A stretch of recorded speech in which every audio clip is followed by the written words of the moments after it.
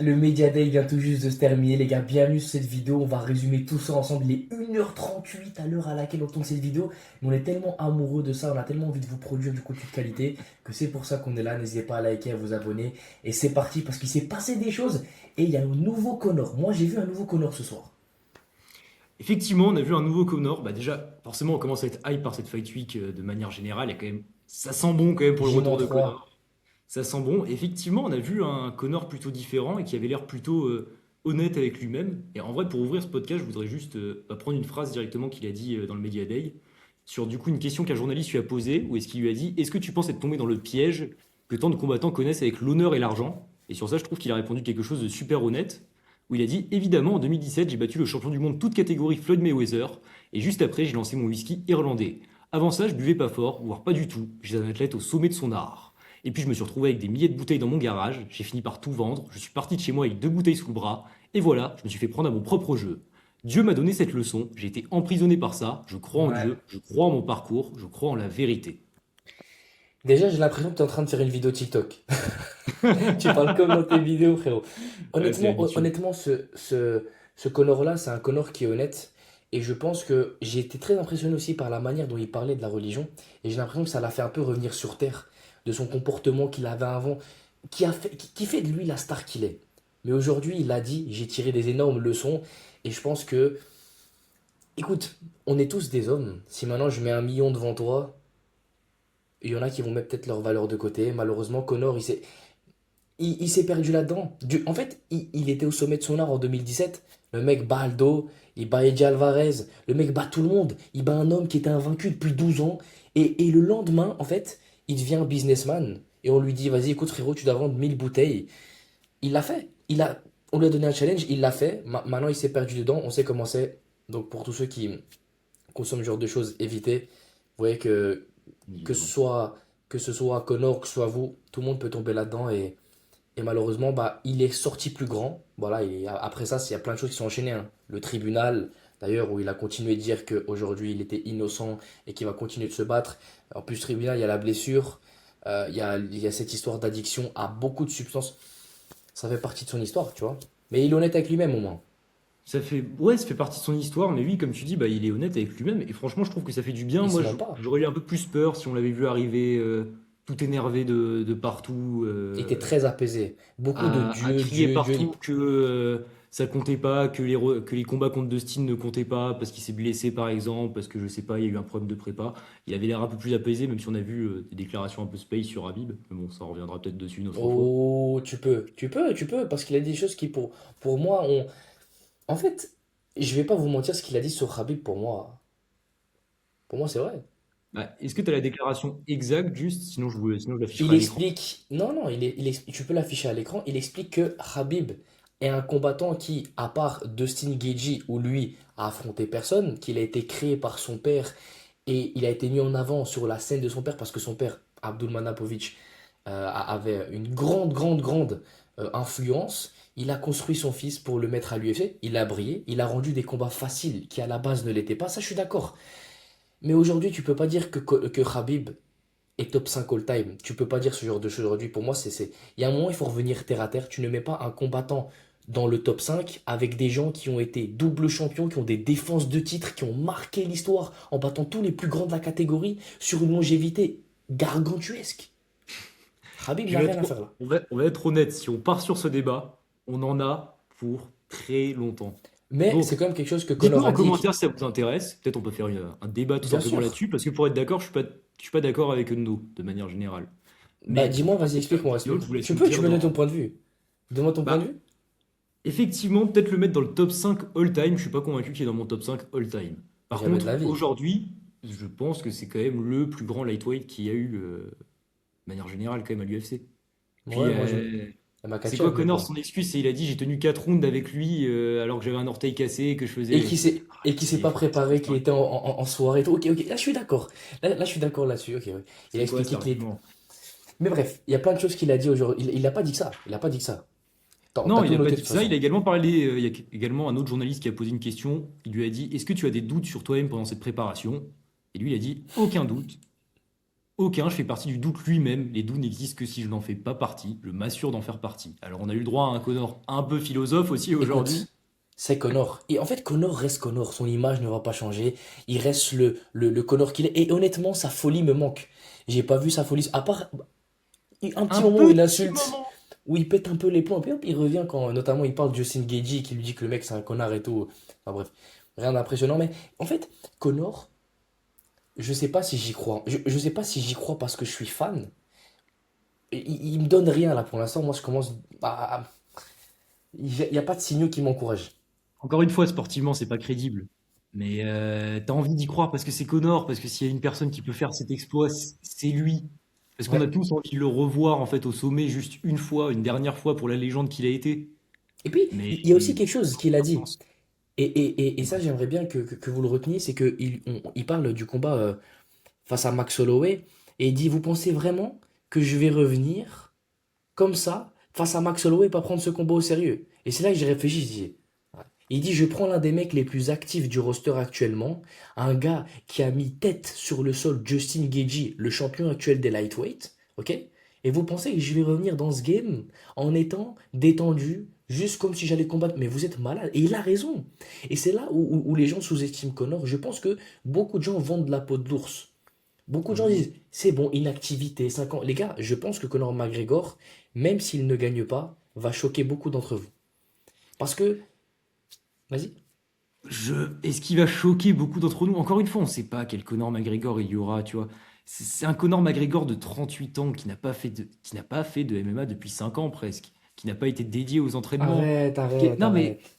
et en réalité, Tu... là la question, je la pousse un peu à l'extrême.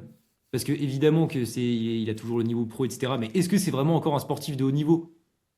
Tu vois, Conor Eh ben, McGregor aujourd'hui. Est-ce qu'on écoute, peut encore le considérer comme tel? On ne si sait j'en même crois, pas. si j'en crois ce qu'on a d'ailleurs, on mettra le tweet ici. John Kavanagh, qui est son coach, a dit quoi? A dit que Conor McGregor est quand même resté ces 6 derniers mois enfermé dans la salle à s'entraîner non-stop et que physiquement, il n'est pas au sommet de son art peut-être, Il dormait dans mais la salle selon Cavana.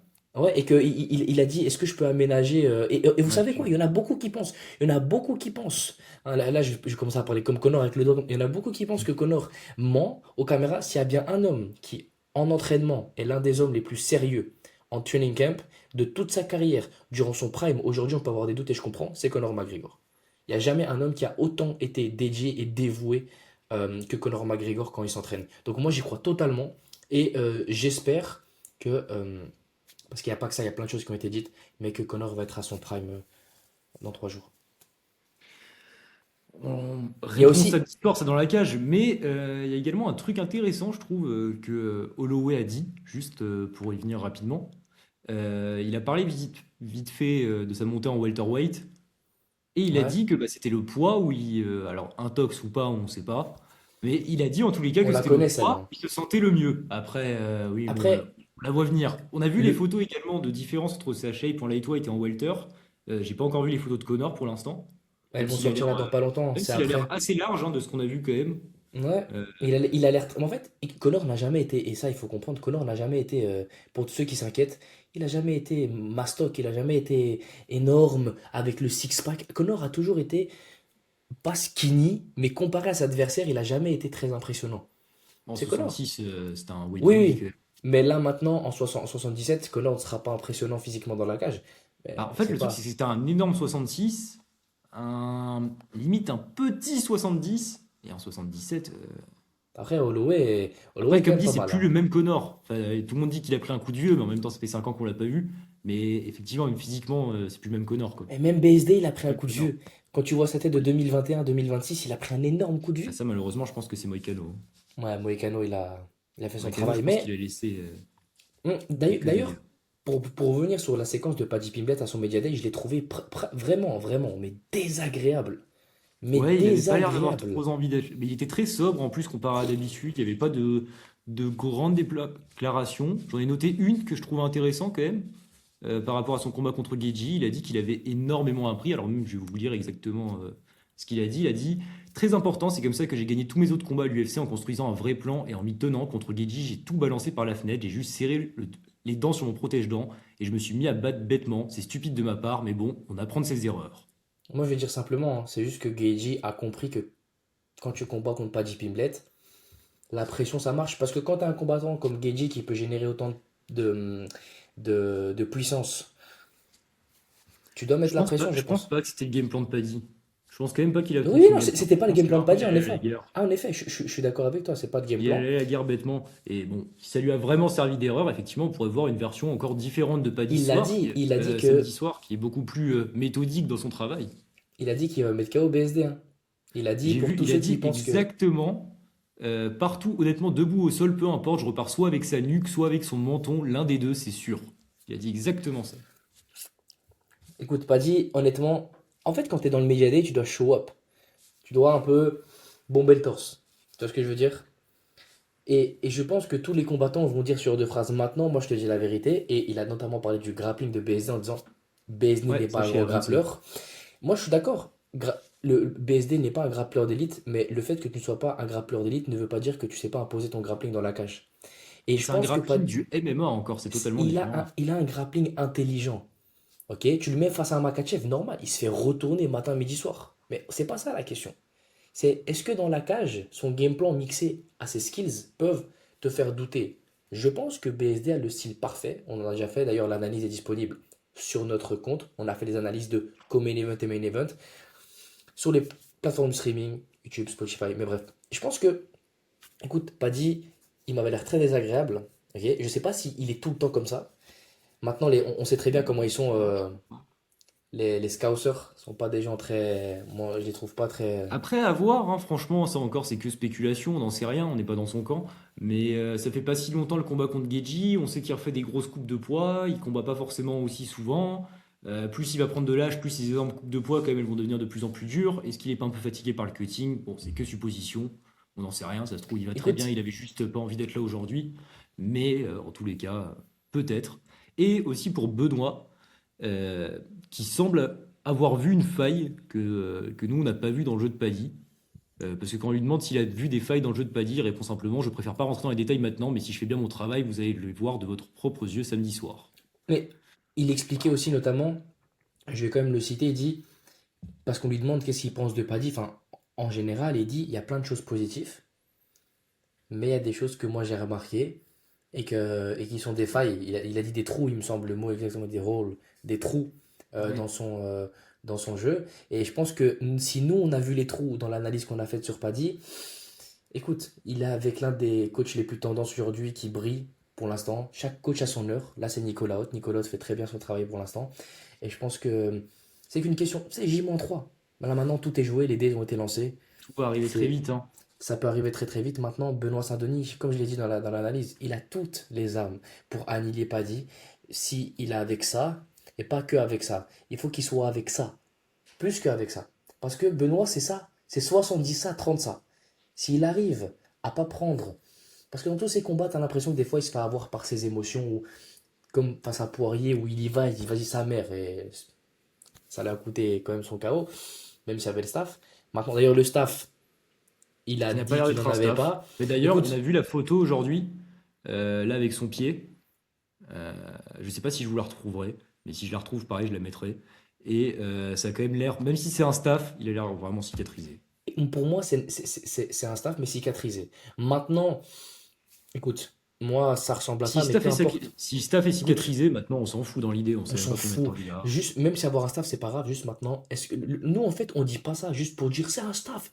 Nous, ce qu'on veut, c'est dire que c'est un staff, mais est-ce qu'il y a les effets? Non, tant mieux. Staff ou pas, ça changera rien là maintenant. Et puis voilà, moi, je te dis la vérité, ce Media Day, il m'a vraiment. En fait, ça continue de me hype petit à petit, mais la hype, elle est demain. La Là, c'est le hype, Media c'est Day. demain, la conférence de Conférence de presse. presse. D'ailleurs, on sera en live sur nos plateformes. Mais ça, on va communiquer bientôt. On n'a pas le temps d'en parler maintenant. Mais vous inquiétez pas, on prépare des belles choses. Et en fait, il faut comprendre que cette conférence de presse, donc, elle sera animée par Benoît Saint-Denis, Paddy Pimblett, qui est le co-main event de cette UFC 329, et main event Conor Holloway, qui va être phénoménal. Ils seront que 4. Et il n'y a pas besoin de plus parce que tout va être dirigé Petit, vers Conor. petit prono pour demain. BSD et Paddy ont combien de questions, selon toi? Honnêtement, c'est bien que tu me poses cette question parce que je suis pas convaincu que BSD et Paddy vont pas avoir beaucoup de questions. Moi, je pense qu'ils en auront quand même quelques-unes.